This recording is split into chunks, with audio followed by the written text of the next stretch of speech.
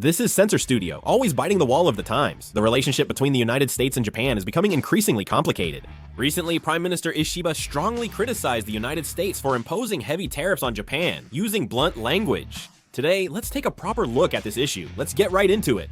As I've consistently stated, Japan has been taking a very submissive stance toward the United States. Japan has often been criticized for its submissive diplomacy, yet it has typically complied with most United States demands. Japan has consistently relied on the United States as its core ally, especially since the end of World War II. Japan's submissive diplomacy, evident in recent interactions with President Trump, proved ineffective when dealing with him. The United States recently informed Japan that the mutual tariff rate would be increased from the previously announced 24% last April to 25%. Out of the 14 countries, President Trump issued tariff summons to only Japan and Malaysia saw their tariff rates rise compared to April. As a result, resentment toward the United States is growing within Japan. During a July 9th campaign rally for the House of Councilors election, Japanese Prime Minister Ishiba stated that the Japan-United States tariff negotiations are a battle for Japan's national interest. He also reportedly said, "Can we tolerate being looked down on?" Considering Japan's previous diplomatic approach, these recent remarks are notably more assertive. Prime Minister Ishiba then said, "Even if it's an ally, we have to speak up honestly and protect what needs to be protected." Even in Japan, this is seen as unusual. Dissatisfaction is growing significantly, with discontent coming from Japanese political circles as well. The ruling Liberal Democratic Party expressed strong dissatisfaction with the United States tariff notice, calling it unacceptable and stating that notifying with just a single local letter is a very disrespectful act for an ally. The reason Japan has started to take such a strong stance is none other than the upcoming House of Councilors election. The election is scheduled for July 20th. But the problem is that the approval rating of the Liberal Democratic Party keeps dropping, and currently during this period, the approval rating of the Japanese Prime Minister is also continuously declining. It was 43% in January, 36% in March, 33% in May, and dropped to 24% in June. Prime Minister Ishiba and the Liberal Democratic Party are currently facing low approval ratings, which are predicted to decline further following President Trump's tariff announcement. There's a possibility that the Liberal Democratic Party could lose in the House of Councilors election. Due to this, Prime Minister Ishiba is anxious about potentially losing the election. As a result, he's making strong statements against the United States to try to boost his approval ratings. Several countries, including Australia and Canada, have won elections by strongly opposing President Trump. It was thought that the opposition parties in these nations would be victorious in their respective elections. The ruling party's approval ratings dropped, right? But when it came to President Trump, that factor turned the election around. Japan seems likely to follow suit. Considering the current atmosphere in Japan, Prime Minister Ishiba's strong remarks are somewhat understandable.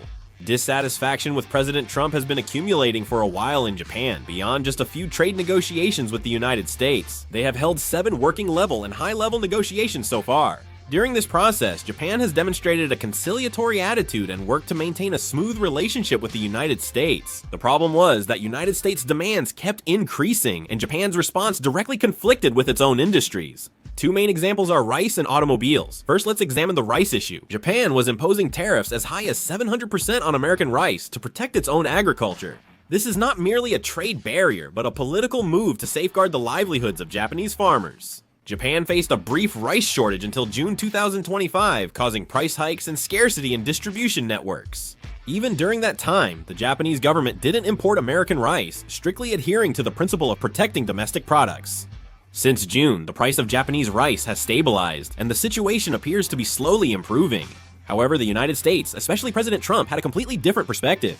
Trump pointed to this behavior by Japan as a symbolic example of unfair trade and openly criticized it. He said, "We opened our market, but Japan won't accept even a single grain of rice."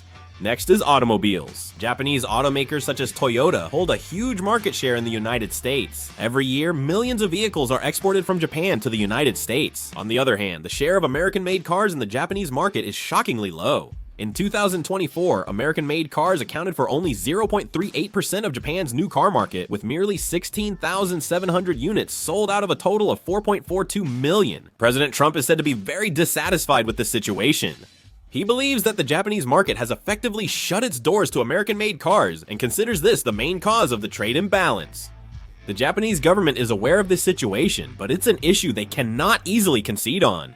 The rice and auto industries are directly tied to Japan's economy and the core support base of the Liberal Democratic Party. In particular, farmers' organizations and the automobile industry are major forces supporting the Liberal Democratic Party. If Prime Minister Ishiba accepts the United States' demands on these industries, he will suffer a major political blow. It's a risky gamble that could shake up local votes and collapse the Liberal Democratic Party's traditional support base. Due to this, Prime Minister Ishiba can't readily compromise on the rice market and auto industry despite strong United States pressure. In that context, someone made an unusual remark asking if they could tolerate being looked down upon. Meanwhile, President Trump appears to act without regard for Japan's internal politics and challenges. President Trump prioritizes gaining leverage in negotiations over traditional diplomacy. He targets his counterpart's most sensitive points first to extract concessions. The United States' strategy against Japan should be viewed as a high-intensity pressure tactic that could impact Japan's domestic politics, not just as part of trade negotiations. President Trump also made shocking remarks. On July 11th, President Trump stated that the United States had been exploited by both allies and adversaries for a long time, with allies often being worse than enemies. He justified the need for reciprocal tariffs. Many countries are immediately expressing dissatisfaction due to President Trump's remarks. By proposing higher reciprocal tariff rates than before, countries that have been hit with unexpectedly high tariffs are openly expressing their resentment. Japan, which I mentioned earlier, is an example, so there are signs that trade disputes between the United States and these countries may intensify in the future. Japan has a decisive card to play against the United States: United States Treasury bonds. The Japanese government has previously stated that it could use the United States Treasury bonds it holds as a bargaining chip in tariff negotiations between the two countries. Japan has often issued warning messages that if the United States doesn't offer terms acceptable to Japan regarding tariffs, it could sell off its United States Treasury bonds. Interestingly, this view isn't solely held by the media or public opinion. Japan's Finance Minister Kato Kasunobu said selling United States Treasury bonds held by Japan is a potential bargaining chip when asked about conveying that Japan wouldn't readily sell its United States treasuries. Japan is the #1 holder of United States Treasury bonds. Japan holds $1.0598 trillion. China holds $759 billion. The United Kingdom holds $722.7 billion. And Luxembourg holds $423.9 billion, all holding a significant amount of United States Treasury bonds. If Japan abruptly sells a significant amount of United States Treasury bonds, it could cause Treasury prices to drop and sharply increase the United States government's interest expense. In fact, President Trump once delayed tariffs due to plummeting United States Treasury bond values before mutual tariff actions. Financial markets worry that Japan selling a large amount of United States Treasury bonds could seriously disrupt the United States bond market. Of course, selling United States Treasury bonds would also be like shooting themselves in the foot for Japan. Japan holds most of its foreign reserves in United States Treasury bonds, so maintaining their value is in Japan's interest. If they exchange dollars for yen and bring them into Japan, the yen's value rises and import prices fall. This could hurt Japan's efforts to escape 30 years of deflation. Nevertheless, the reason why there are still statements about selling United States Treasury bonds in Japan is interpreted as an attempt to gain an advantage in the current tariff negotiations. President Trump's diplomatic approach differs from conventional diplomatic norms. Diplomacy is an extension of deals and negotiations, not about building cooperation or alliances. President Trump's style, where he prefers the word deal over diplomacy itself, also stems from his background as a former real estate developer. The core of President Trump's strategy is simple: the United States will no longer take losses. It's a way for the United States to pressure others, allies, or adversaries for favorable terms. What's important is not who the counterpart is, but how much benefit the United States is gaining.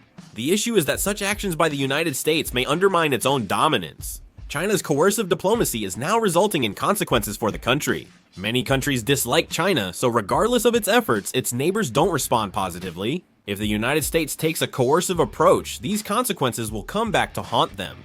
Even if they can benefit from it for now, the United States, having built its hegemony through allies and friendly nations, may struggle to maintain it while keeping up a coercive attitude. The United States-Japan relationship is developing uniquely. How do you think Japan will respond to the United States? I'm also curious about your perspective. Please leave your comments as well. That concludes the video. Thank you.